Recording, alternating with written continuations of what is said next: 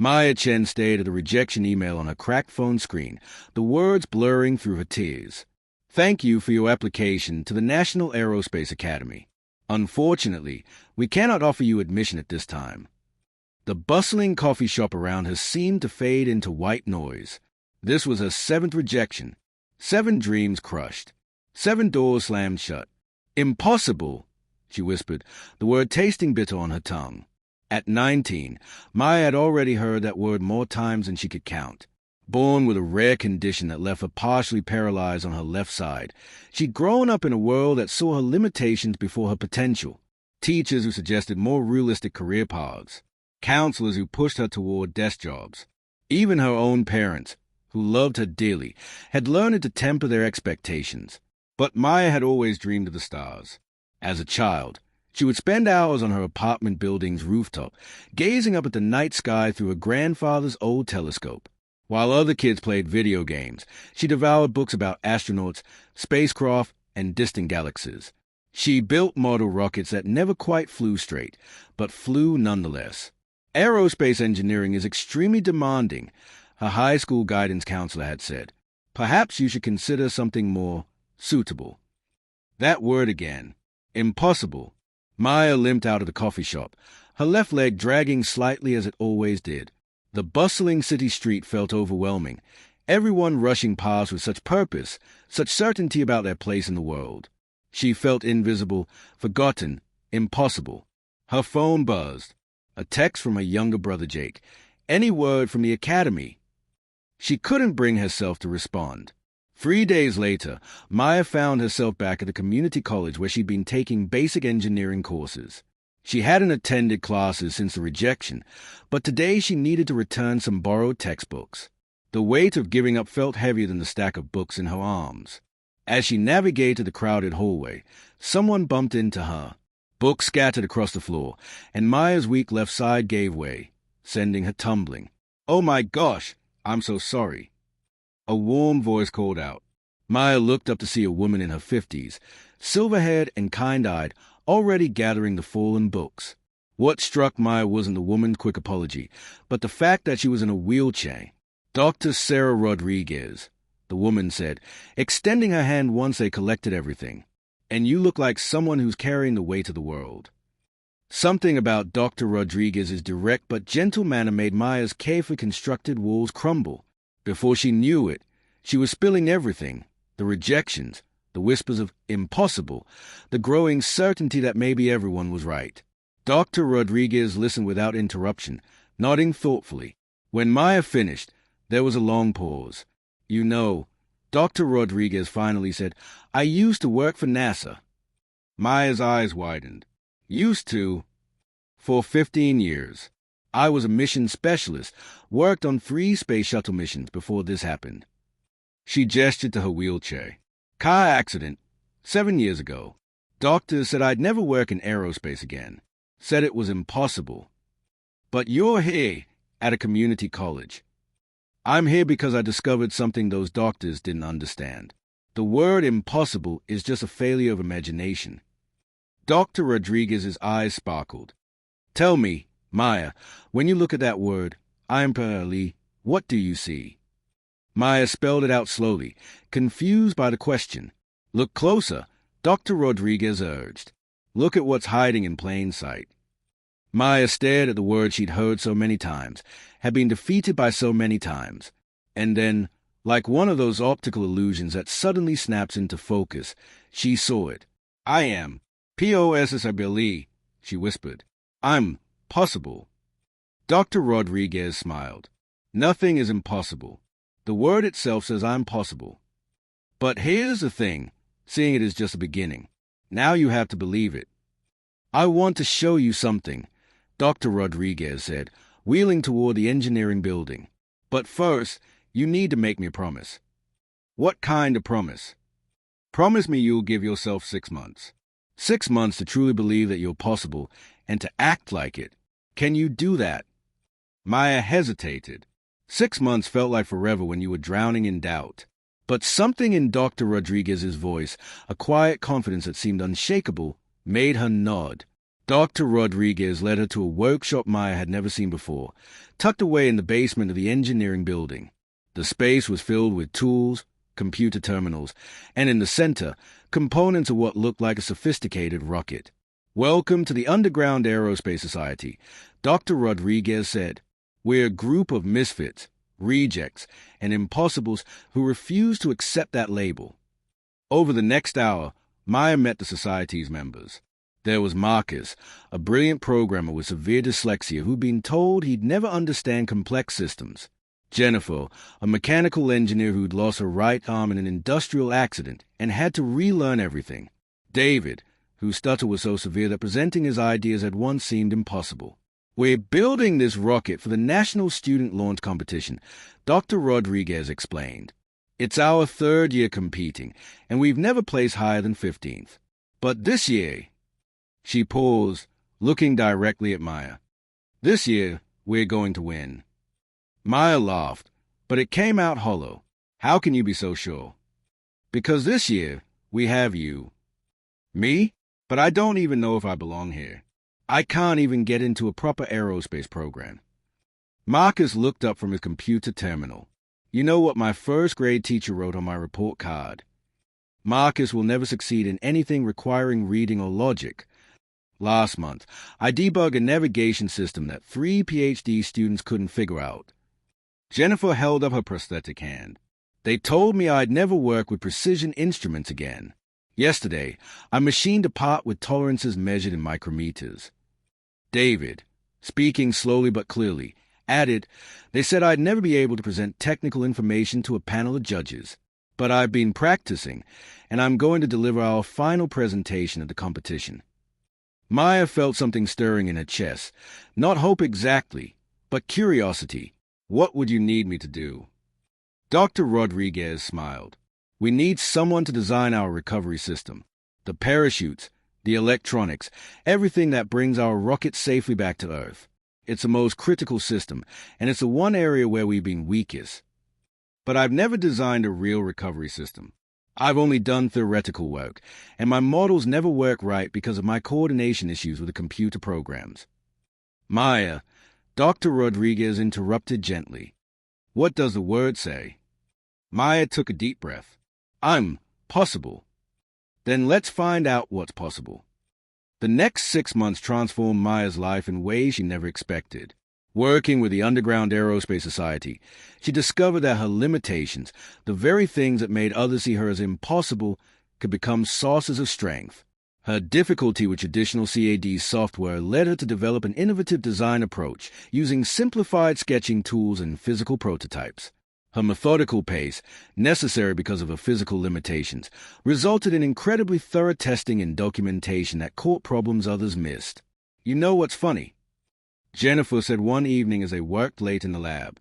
"Your recovery system design is the most elegant thing I've ever seen. It's like your limitations force you to think more creatively." Maya looked up from her calculations. Over the months, she'd stopped noticing her limp as much, stopped feeling self-conscious about the way her left hand moved differently. The work consumed her, excited her in a way that made everything else fade into background. "I've been thinking about what Dr. Rodriguez said," Maya replied, "about imagination. Maybe when people say something's impossible, they're really just saying they can't imagine how it could be possible." Marcus nodded enthusiastically. "Exactly. Like, everyone said I couldn't be a programmer because I read differently. But I don't read code the same way I read books. I see it as patterns, as music almost. My dyslexia didn't make it impossible. It made it different." The rocket itself was coming together beautifully. Standing 12 feet tall and painted in brilliant silver, it represented months of collective dreaming and building. Maya's recovery system was elegant in its simplicity, a dual-redundant parachute system with backup electronics that would deploy even if the primary systems failed. But the real transformation was in Maya herself. Where once she'd hunched her shoulders and tried to make herself invisible, she now walked with purpose. Where once she'd spoken in whispers and apologies, she now explained her designs with confidence and passion. The word impossible hadn't disappeared from her vocabulary, but now when she heard it, she smiled. 2 weeks before the competition, disaster struck. The altimeters completely fried. Marcus announced, his voice tight with stress. And the backup system isn't talking to the recovery electronics. They were at the test range, conducting their final full-scale flight test. The rocket had performed beautifully on ascent, reaching their target altitude of 3,000 feet. But the recovery system had failed catastrophically. Instead of the gentle parachute descent they designed, the rocket had plummeted to Earth, burying itself 3 feet into the hard-packed desert floor. Maya stared at the crater where months of work lay destroyed. Around her, the team was unusually quiet. The competition was in 2 weeks. Building a new rocket from scratch was impossible, David said quietly, the word coming out despite his usual careful speech. No. Maya's voice was steady, surprising everyone, including herself. No, it's not. She knelt by the crater and began pulling out pieces of the rocket. The recovery bay was mangled, but as she examined each component, her mind was already racing. The primary altimeter failed, but look at this. She held up a small circuit board. The backup electronics are intact. The failure was in the connection, not the system itself. Dr. Rodriguez wheeled closer. Maya, even if we can salvage some components, we don't have time to build a new rocket. Maya stood up, pieces of her recovery system in her hands, and looked at her teammates. 6 months ago, she would have agreed. 6 months ago, the word impossible would have been the period at the end of this sentence. But now she saw something different. We don't need to build a new rocket, she said. We need to build a better rocket. Marcus, how long would it take you to rewrite the navigation code from scratch if you didn't have to worry about accommodating the old hardware? Marcus's eyes lit up. If I could start fresh, maybe 4 days. Jennifer, what if we redesigned the structural components using everything we learned from this failure? The new design would be stronger and lighter, Jennifer said, excitement building in her voice. I've been thinking about improvements for months. Maya turned to David. And David, what if instead of just presenting our rocket, we presented our story, the story of a team that turned failure into breakthrough? David smiled, his stutter completely absent. That would be a presentation worth giving. Dr. Rodriguez was shaking her head, but she was smiling too. You're all completely insane. And absolutely right. Let's build the impossible. What followed were the most intense 2 weeks of Maya's life. The team worked around the clock, fueled by coffee, determination, and the strange energy that comes from knowing you're attempting something that shouldn't be possible. Maya's new recovery system incorporated everything they'd learned from the failure. Instead of one approach, she designed a system that could adapt to different failure modes. If the primary altimeter failed, the system would switch to backup timing. If the electronics died, mechanical backup systems would deploy. If both parachutes tangled, a third emergency chute would activate. It's like you're designing for failure, Jennifer observed. I'm designing for reality, Maya replied. Things fail. People fail. Systems break. But that doesn't make success impossible. It just makes it more interesting. The new rocket was sleeker, smarter, and somehow more alive than its predecessor. More importantly, the team was different too. The crisis had burned away their remaining self-doubt, leaving something harder and brighter behind. 3 days before departure for the competition, Maya received an email that would have crushed her 6 months earlier. It was from the National Aerospace Academy, a form letter thanking her for her continued interest but informing her that her appeal had been rejected. She read it twice, then deleted it without mentioning it to anyone. Some things that had seemed impossible 6 months ago no longer mattered.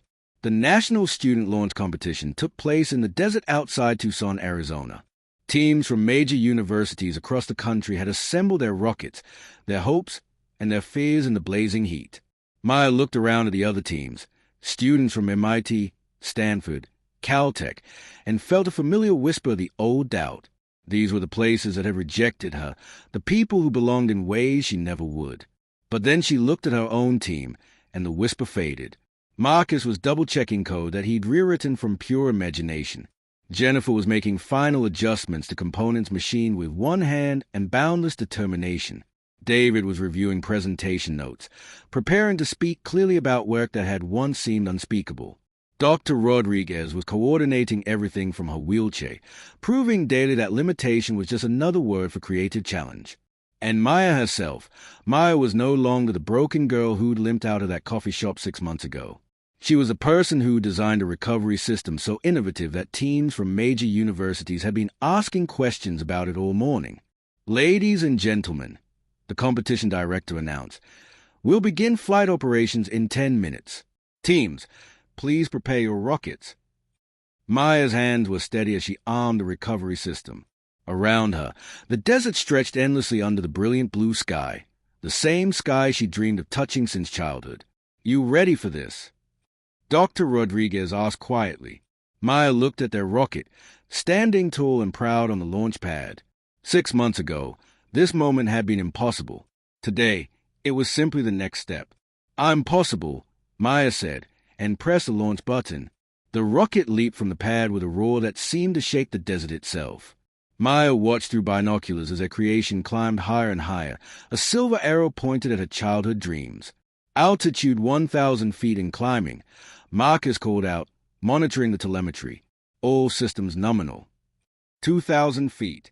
Still looking good. Maya held her breath.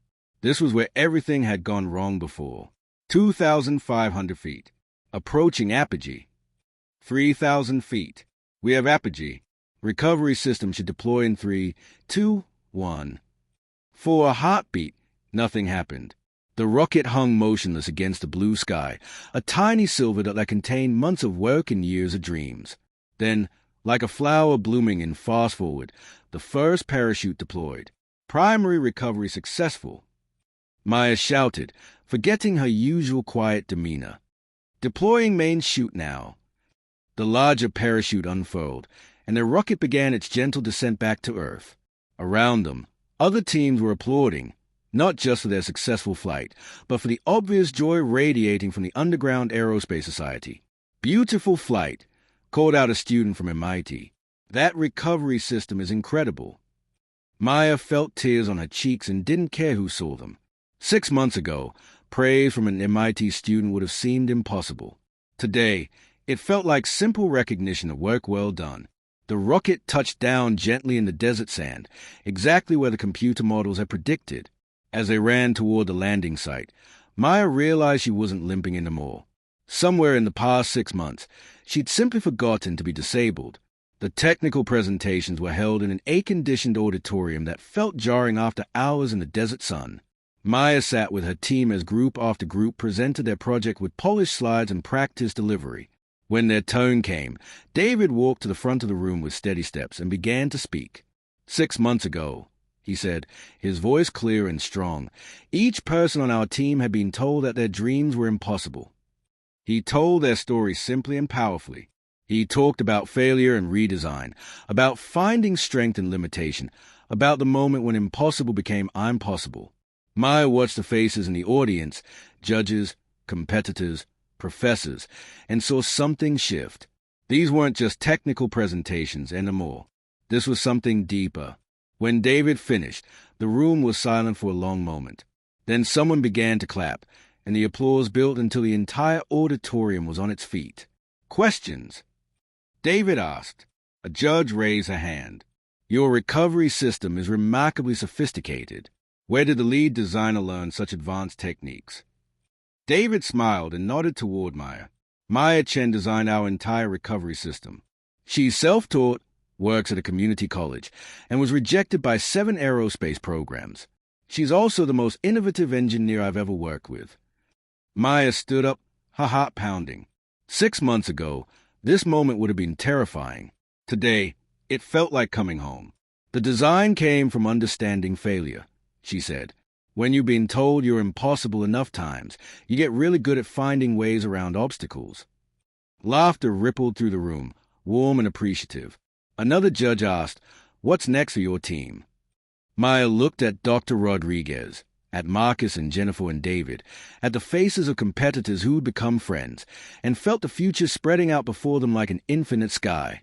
"We're going to keep building impossible things," she said, "until impossible becomes just another word for we haven't figured out how yet." The Underground Aerospace Society won the National Student Launch Competition that year. But more importantly, they proved something that changed all of their lives forever. Maya received a call 3 weeks after the competition. It was from the National Aerospace Academy. Ms. Chen, this is Dr. Patricia Williams, Director of Admissions. I was at the launch competition, and I saw your presentation. I think we made a mistake with your application. Would you be interested in discussing admission for the fall semester? Maya looked around the workshop where she'd spent the past 6 months discovering what she was capable of. Her teammates were already deep into designing their next rocket, and Dr. Rodriguez was sketching plans for expanding the program. Thank you for the call, Maya said, but I think I'm exactly where I need to be. She hung up and turned back to her work. On the wall above her desk, someone had written a simple equation. Impossible equals I'm possible. Below it, in Maya's careful handwriting, was a new addition. Nothing is impossible. The word itself says I'm possible. But possible isn't the destination. It's the beginning of the journey. Outside the workshop window, the sky stretched endlessly upward, filled with stars that no longer seemed impossible to reach. They were simply waiting for someone creative enough, determined enough, and possible enough to figure out how to get there. Maya picked up a pencil and began to sketch her next impossible dream.